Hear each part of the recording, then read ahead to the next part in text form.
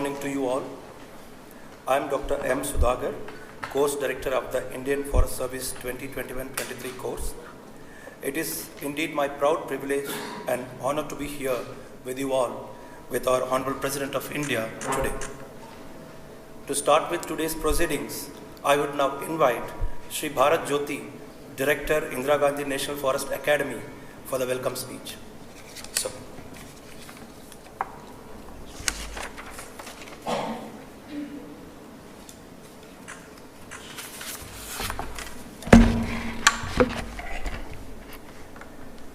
महामहिम भारत की माननीय राष्ट्रपति श्रीमती द्रौपदी मुर्मू, श्रीमती लीना नंदन, सचिव भारत सरकार पर्यावरण, वन एवं जलवायु परिवर्तन मंत्रालय, अपर वन महानिदेशक, अन्य अधिकारीगण, भूटान और भारतीय वन सेवा के प्रशिक्षु अधिकारी, माननीय राष्ट्रपति महोदया से 2021 बैच के भारतीय वन सेवा के प्रशिक्षुओं का परिचय कराना मेरे लिए अत्यंत गौरव और सौभाग्य का विषय है।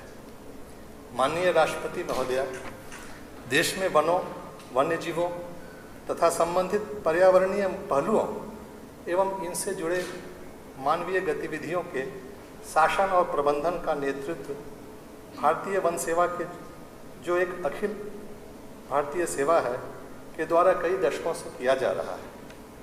2021 बैच में 67 प्रशिक्षणार्थी हैं। इनमें भूटान के 2 वन अधिकारी सम्मिलित हैं। महिला प्रशिक्षु अधिकारियों की संख्या 12 है। ये अधिकारी 17 राज्यों का प्रतिनिधित्व करते हैं। इनमें 20 राज्य कैडर में आवंटित किया गया है। दिसंबर 2021 में इन्होंने सेवा में ज्वाइन किया है और जुलाई 2023 में अकादमी में प्रशिक्षण पूरा कर ये अपने अपने आवंटित कैडर में जाकर अपनी सेवा देंगे। माननीय राष्ट्रपति जी, हमारे देश का शासकीय और वैज्ञानिक वन प्रशासन और प्रबंधन 150 वर्षों पुराना है।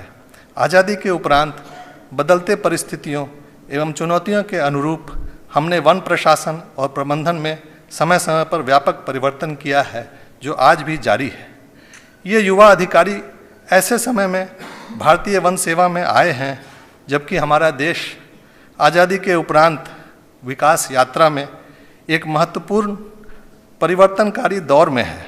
आज़ादी के 100वें वर्ष 2047 में एक सर्वांगीण विकसित भारत का सपना है, जिसे साकार करने में इन अधिकारियों की महत्वपूर्ण भूमिका होगी। इन्हें एक तरफ वनों एवं वन्यजीवों का संरक्षण और पुनरुद्धार, पर्यावरण संतुलन और एवं स्थायित्व को सुनिश्चित करने में सहयोग करना है। दूसरी तरफ देश की तीव्र प्रगति तथा पिछड़े वर्ग एवं वनों पर आश्रित समुदायों के संरक्षण और विकास में भी सक्रिय योगदान करना है।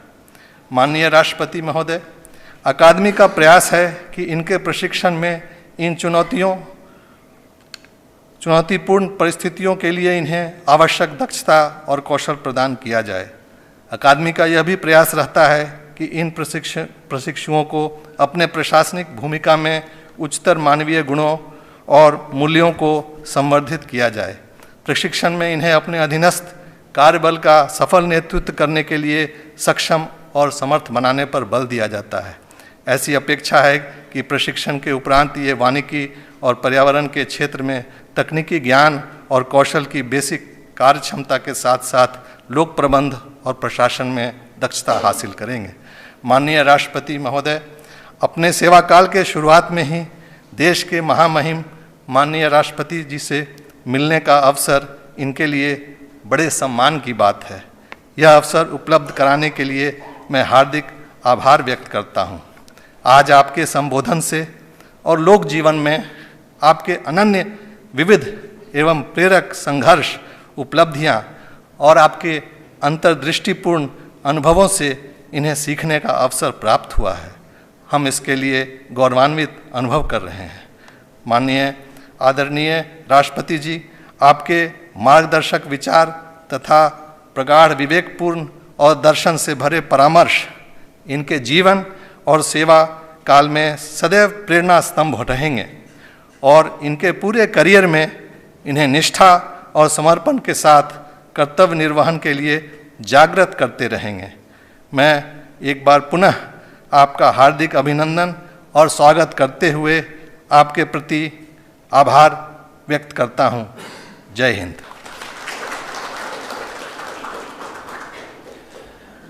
Taking the proceeding further, now I would request Ms. Mridula Singh, IFS probationer, to share her training experience with our Honorable President of India. Honorable President of India, I am Mridula Singh. With your permission, present our experience as probationers of the Indian Forest Service batch of 2021. Today is a much cherished occasion in the life of every young probationer to have audience with the Honorable President of India. We are extremely privileged and honored to be here, Madam President. It has been a year since we started our journey in public service with the 96th Foundation course at Lal Bahadur Shastri National Academy of Administration. The first 3 months in the academy, through its traditions of Yoga Karmasu Kaushalam and Sheelam Param Bhushanam, sowed in us the seeds of becoming Karma Yogis to our Matrubhumi. Thereafter, our professional training into the Indian Forest Service started in March 2022 at the Indira Gandhi National Forest Academy, Dehradun. The past 9 months have been a phase of silent revolution for the probationers, as they have been given new eyes to see and understand the forests and its inhabitants, and a new heart to experience their oneness with them. Thus, where the academy sessions at the ecologically rich campus of the new forest at Dehradun have given us a theoretical foundation in subjects like forest ecology, silviculture, forest resource management, forest protection, administration, wildlife management, and forest people interface. The 3 thematic tours through the length and breadth of this richly endowed eco-geographic wonder of Bharat have revealed to us what it means to experience the temperate forests and cold desert of the Himalayas, the hot deserts and salt marshlands of Western India, the deciduous forests and marine coasts of Eastern India. Madam President, we have thus seen how the sand dunes at Nubra Valley of Ladakh shift and how their movements have been directed through biological engineering to make lives more livable in such harsh climes. We have also seen in districts like Bihar and Punjab how being deficient in forests does not equate to being deficient in forestry, as these states have astounded us with their initiatives in state-of-the-art ecotourism and innovations in carbon credits to agroforestry farmers. We have been exposed to how anti-rhino poaching interventions in Kaziranga, Assam, and avifauna conservation in Mangala Jodi, Odisha, are prime examples of joint efforts of community, forest, and district administrations, thus exemplifying the vision of desilozation and Sabka Prayas. Madam President, we wish to assure you that these trainees are steadfastly committed to the Constitution's directive of protecting and improving the country's forests and wildlife. They have embraced Gandhiji's talisman of working for the poorest of the poor, who in fact happen to be our brethren from the forests and also the voiceless animals and trees inhabiting them. Madam President, in your august presence and in this sacred phase of Amrit Kal, we once again rededicate and recommit ourselves to being the voice of the voiceless, to upholding nature's rights in the same breath as we uphold human rights, and to safeguard in this challenging world the ecological security of our country, our Matrubhumi. Thank you. Jai Hind. Now I request IFS probationer Vikas Yadav to share his experience. दशकूप समावापी दशवापी समद्रह दशद्रह समपुत्र दशपुत्रो समद्रुमः, अर्थात 10 कुओं के बराबर एक बावड़ी होती है, 10 बावड़ियों के बराबर एक तालाब होता है, 10 तालाबों के बराबर एक पुत्र होता है और 10 पुत्रों से बढ़कर एक वृक्ष होता है। माननीय राष्ट्रपति महोदया एवं यहाँ उपस्थित अन्य महानुभावगण, आप सभी को मेरा सादर नमन। विश्व के सबसे बड़े लोकतंत्र के प्रथम नागरिक के समक्ष अपने अनुभव साझा करने का यह अवसर मेरे लिए अत्यंत गौरव एवं सम्मान का विषय है। मैं विकास यादव भारतीय वन सेवा 2021 बैच का प्रशिक्षु अधिकारी हूं और वर्तमान में देहरादून में स्थित इंदिरा गांधी राष्ट्रीय वन अकादमी में प्रशिक्षणाधीन हूं। मैं मूलतः राजस्थान के जिला झुंझुनू का निवासी हूं। अकादमी में अब तक के प्रशिक्षण के दौरान हमें सीमावर्ती, तटीय, पूर्वोत्तर राज्यों और केंद्र शासित प्रदेशों का शैक्षिक भ्रमण करने एवं वानिकी और उससे जुड़े अनेक पहलुओं को समझने का मौका मिला है। मध्य प्रदेश में सागवान बाहुल्य वनों में वानिकी और वन प्रबंधन से जुड़ी जानकारी हमने प्राप्त की और पन्ना नेशनल पार्क में मैनेजमेंट प्लान एक्सरसाइज के जरिए बाघों के संरक्षण और उससे जुड़े तकनीकी ज्ञान को प्राप्त किया। इसी के साथ IFS 2021 का बैच प्रशिक्षण के दौरान मैनेजमेंट प्लान लिखने वाला पहला बैच बन गया है।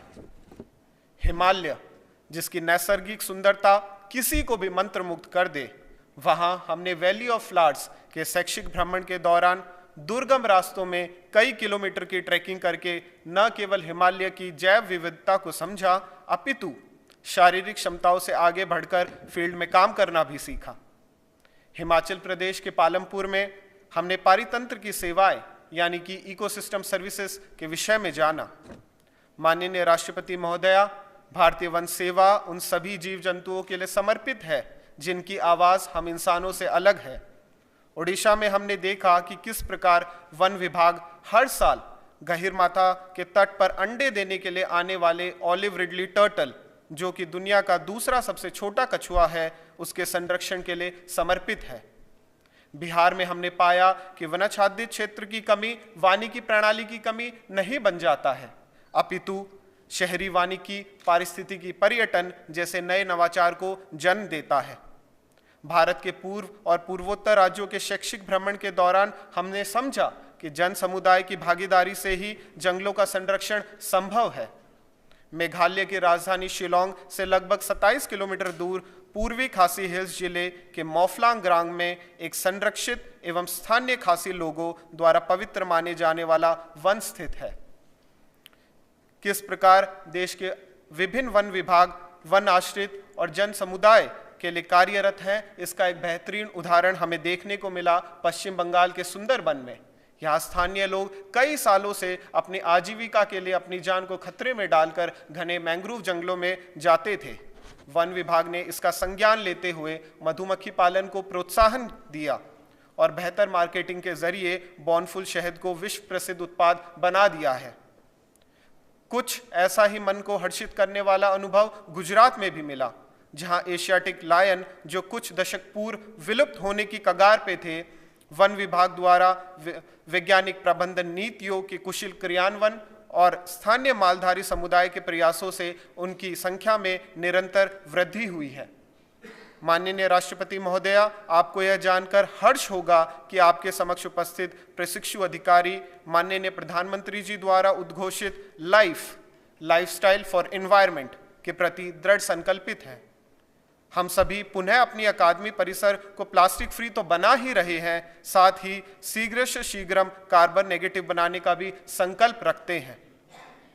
माननीय राष्ट्रपति महोदया, हम भारतीय वन सेवा 2021 बैच के प्रशिक्षु अधिकारी आपको आश्वस्त करते हैं कि भारत सरकार द्वारा दिए गए पंचामृत के सिद्धांतों से प्रेरित और प्रतिबद्ध होकर वन्य जीवों के संरक्षण, 33% ग्रीन कवर और जलवायु परिवर्तन के दुष्परिणामों को कम करने के लक्ष्यों की प्राप्ति हेतु दृढ़ संकल्प रहेंगे।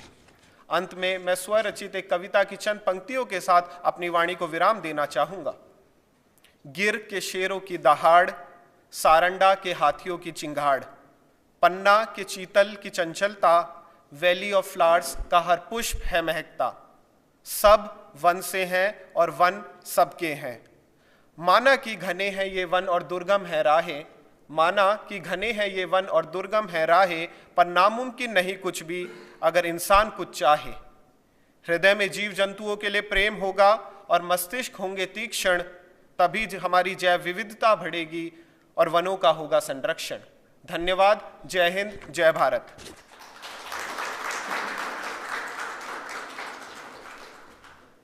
Thank you, Mr. Vikas. Now, the much awaited moment has arrived. I would now request the Honorable President of India to address the probationers of Indian Forest Service 2021 batch. Dear probationers, I congratulate you all for your selection in the Indian Forest Service. A long career full of challenges and opportunities awaits you.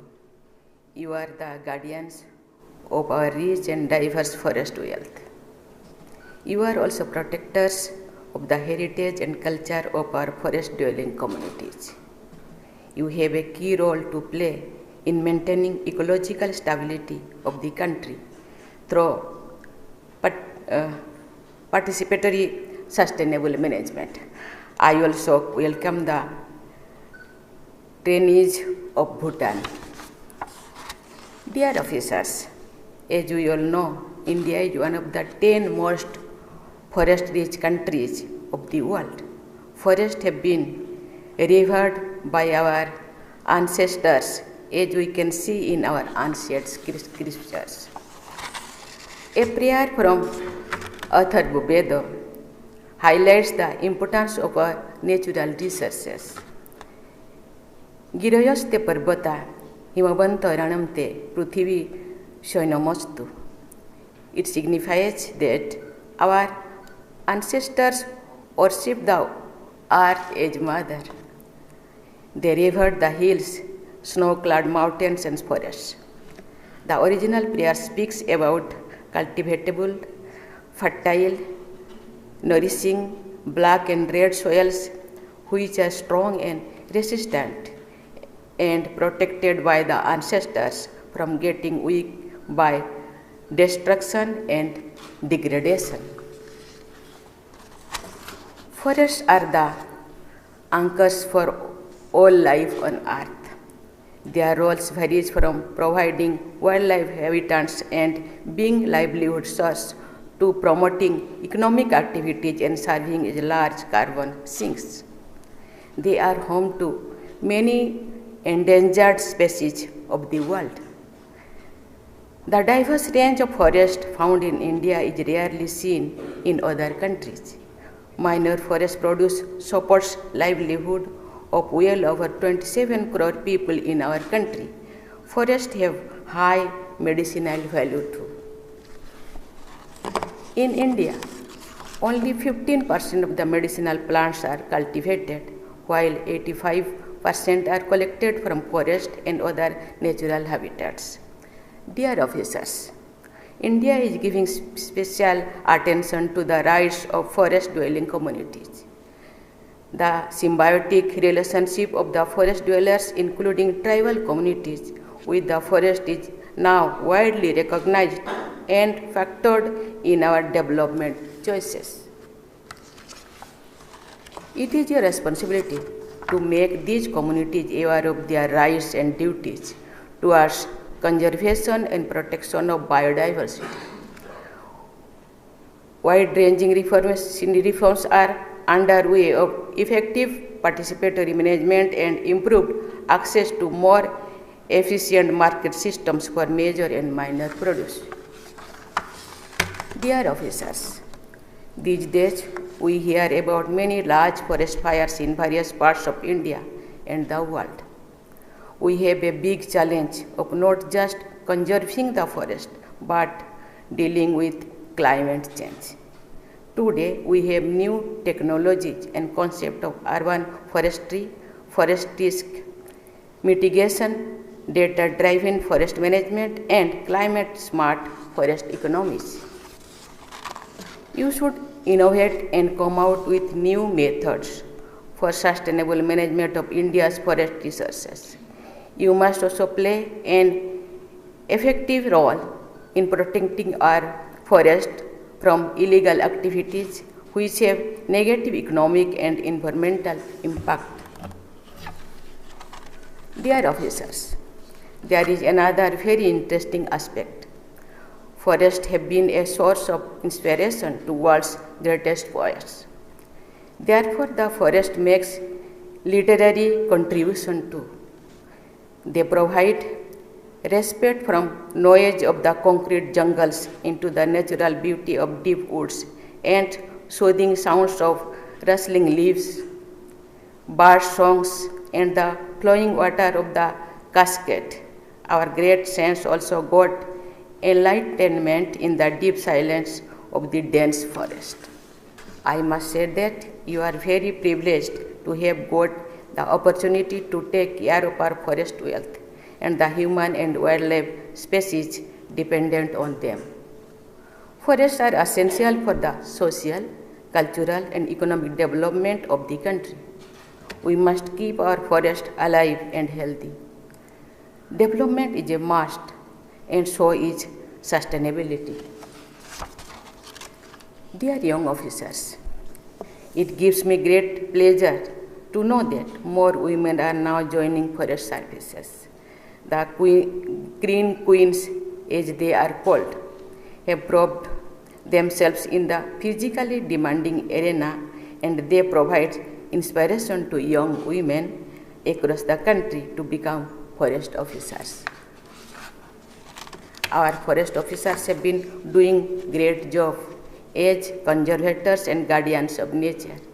But with the changing environment and development landscape, your role and the expectation from you have increased.